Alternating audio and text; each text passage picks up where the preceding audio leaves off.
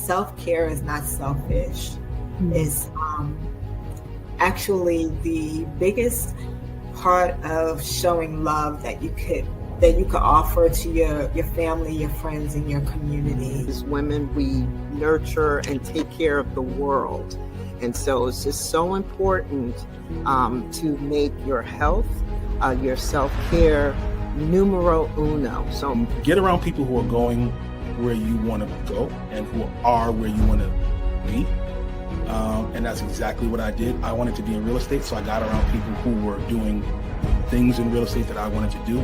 So you might not be able to move things around or change what happened to you, but if you can change the way that you see it and how you're reacting to it, there's a way. Just do what you have to do. There's no excuse. This morning, I knew that if I didn't get up at 4 in the morning and clear out my emails and do everything that I needed to do. You don't want the government to dictate or a judge to dictate how your hard-earned sacrifice and wealth gets distributed to your family and your loved ones. Our culture is embedded in American culture.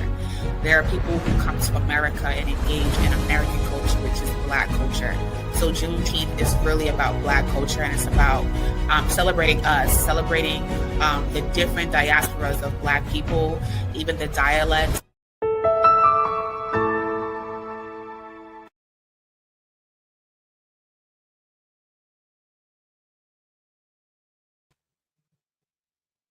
Hello, everyone. Welcome to, what is this, day 5? My name is Athenia Rodney, CEO and founder of Juneteenth NYC, and we are super excited again to have you joining us. Woo, woo. Today is all about Nia, purpose. Woo! This is a good one, y'all. Helping us to understand a little bit more about our role in this world. Everyone was brought here with the purpose. Like, we do not just sit here idle and make for holding space, but we all have purpose. There's a reason why we were all brought here. Why am I here and who benefits from my presence is what I am always thinking. In every space that I go, whether it be a birthday party, a funeral, a family gathering, I'm like, what purpose should I serve here today? And there's sometimes that I'm just like, the purpose that I need to serve is to be poured into. That's also a purpose. Again, we talked about intentionality, right? And being intentional about our time, being intentional about our money, and being intentional about our efforts as it relates to our being and being here. So what purpose looks like in everyday life? Family. Raising children with values, not achievements. So one of the things that we do, and my kids have gotten really accustomed to, is for New Year's Eve, one of the things that we do is we write out our goals for the year, but not just our goals, but also understanding a value. What's one value that we want to see exemplified? So I've shared with you one of my core values is integrity, being able to tell the truth even when it hurts. And soften the blow, but still be present and letting people know, like, this is how I feel.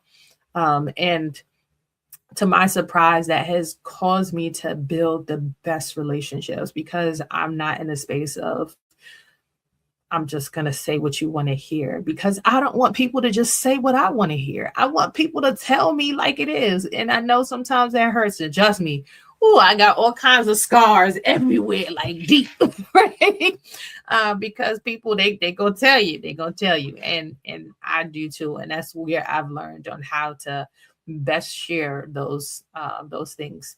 But it's like, yeah, we need to hear it, and because I have a strong personality is not a reason not to share or not to say anything, or because you think that I'm gonna fall apart or all of those things.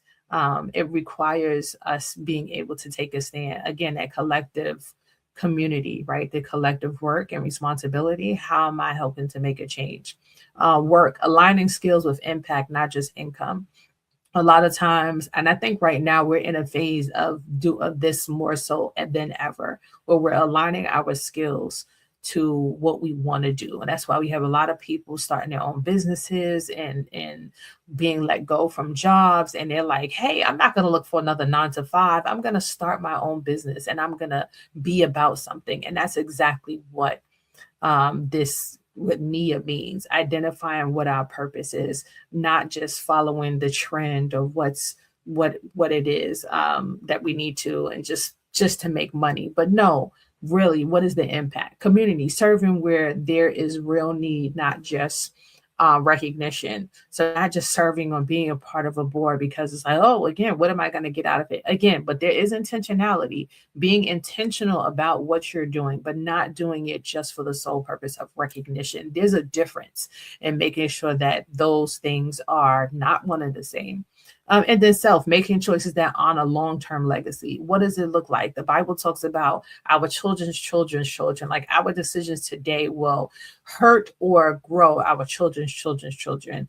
Thinking about David, thinking about Jesus, thinking about like Joseph, like Noah, Moses. All of their decisions are what we are benefiting from today, whether they were good or bad. Like this is where we are. So just thinking about what do you want for your children? Think about your grandparents, your great grandparents, like just thinking about their stories, their livelihood, what they did. I had a lot of people in my life who were business owners. And so it set me up to be a business owner, to be able to take pride and take courage. Back in the days, it wasn't all that great to be like, oh, I'm a business owner. So being able to do that and to say that is something big. So we're going to jump into a video about Nia, and then we'll be right back.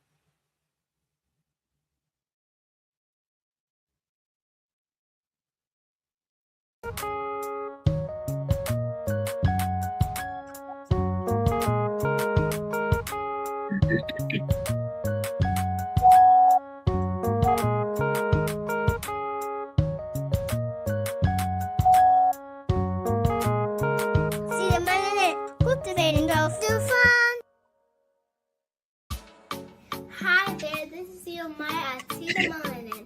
It's almost time for my favorite time of year, Kwanzaa.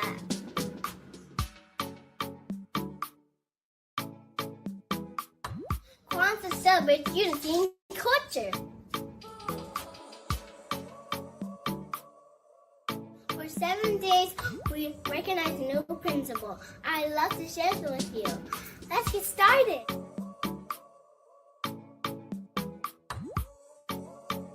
The 5th day, Kwanzaa is Nia. It highlights our purpose in our community.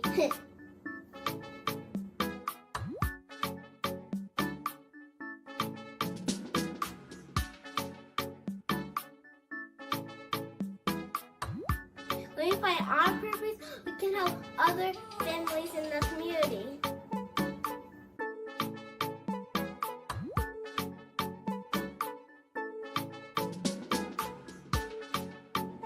Lighting candles.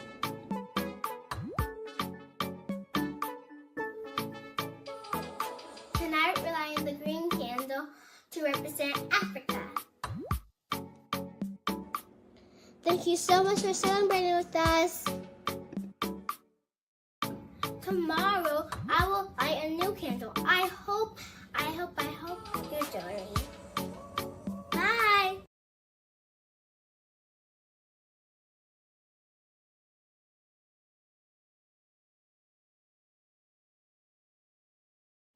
All right, welcome back. So now we're going to talk about, oh, let me fix myself. All right, hold on. There we go. All right, so so now we're going to talk about what Nia is not, right? So I hope you learned something about that. The green candle represents hope, growth, and future. Nia centers us on where we're going, not just what we've been, where we've survived from. So what Nia is not pressured to have everything figured out. Do it scared, y'all. Like that is always my biggest thing when I coach people. I'm like, you got to do it scared because if you're not scared, then that means you're not growing. That means you're comfortable. And God doesn't want us to be comfortable. He wants us to step outside our growing edge. And I always say that. You see them edges, step outside of them, just a little bit, because that is what is going to challenge you to be a better person. And guess what? If you do well, then that's a learning experience. And if you don't do well, that too is a learning experience. And that's something that we want you to be able to grow from. So no pressure to have everything figured out. Go through it in the space that you're in. Do it scared, not compromising, not comparison or performance. So comparing yourself to someone else. And this was a big thing for me at one point, where I would be comparing myself to like something that somebody else did, how they're doing things. And it's like, yeah, you know what? In comparison, I don't know what they went through. I don't know what their storyline is. I don't know, like there's so much to that. So to compare myself to someone else is unfounded. People don't know what I've gone through. People don't know the stories or the things that I had to endure to get where I'm at. So when people are like, oh, you got it easy, I'm like, baby, you don't know the half. And I'll tell you in a heartbeat that you don't know the half. And I'll tell you all the stories and continue, because the stories can't continue to keep coming. 2025 was a challenging year all around. Just thinking about it, I come into tears. 2025 was a challenging year for my family, for myself. Like, we are still moving forward. But guess what? We're looking forward to 2026 and all of its newness and being intentional. So don't compare yourself, because you don't know what somebody went through to get where they're at right now.